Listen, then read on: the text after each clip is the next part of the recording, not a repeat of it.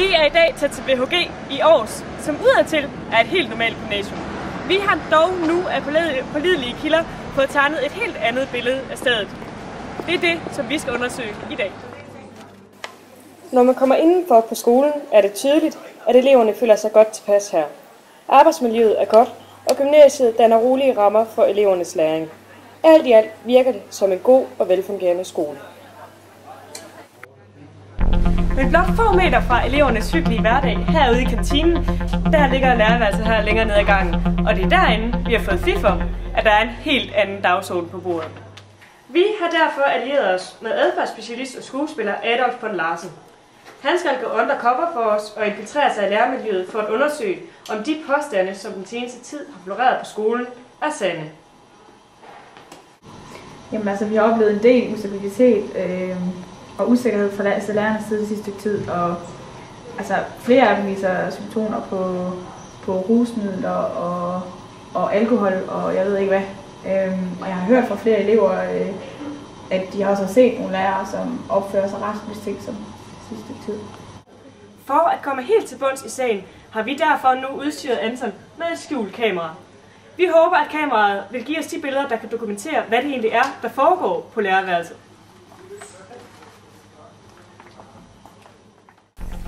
Vi har bygget en cover story op til Adam. Han er nyansat lærer på skolen i fagene psykologi og idræt. Det første forsøg på et møde med lærerne sker i den store spisepause. Tilfældigvis møder han en anden idrætslærer her. Jeg sidder her. De to falder hurtigt i snak ved bordet, og heldigvis holder coveret vand. Adam falder godt ind i billedet på lærerværelset.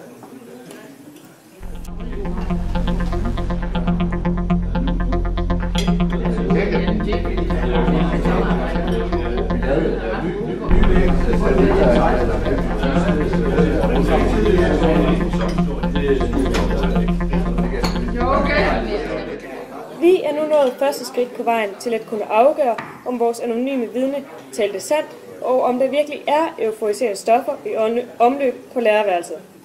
Da Adam vil følge med Viktor Novakovsky til time, sker dog noget helt uventet.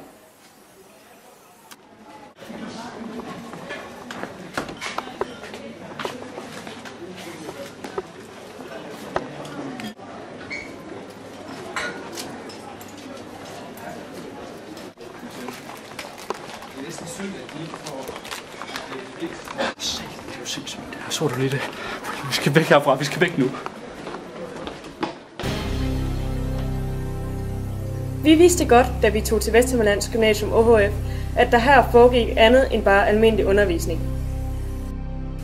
Det, som disse billeder dog dokumenterer, er så meget mere chokerende, end vi havde kunnet forestille os.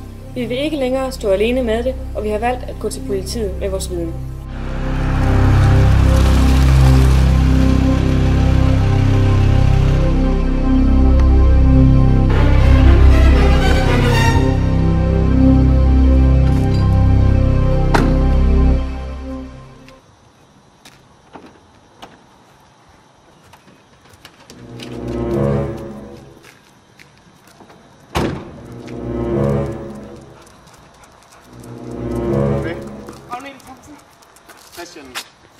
Ja, jeg håber, du kan forstå, at det er en sag, der er meget bekymrende for os, så vi er utrolig glade for, at du kommer og hjælper os. Så jeg kan se, at du har taget.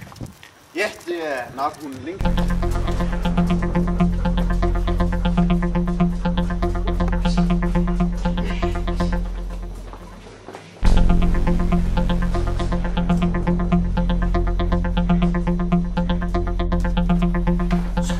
Sus!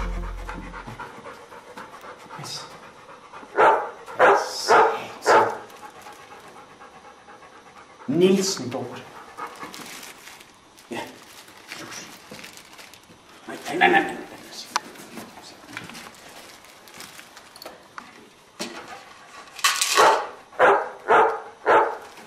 Jesper. Lugt.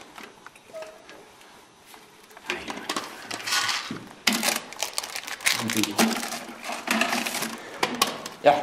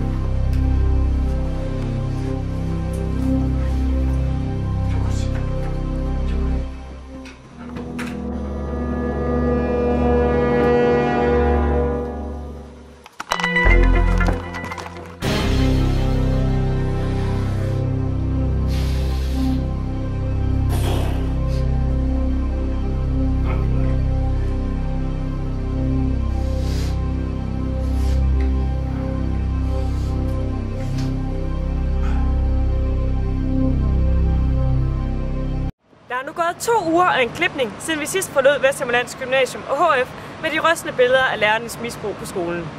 Civilbetjent Bjørn har nu afsluttet sin undersøgelse, og han udtaler i en pressemeddelelse, at han er mest bekymret for eleverne. For en studentereksamen herfra kan vist ikke regnes for noget.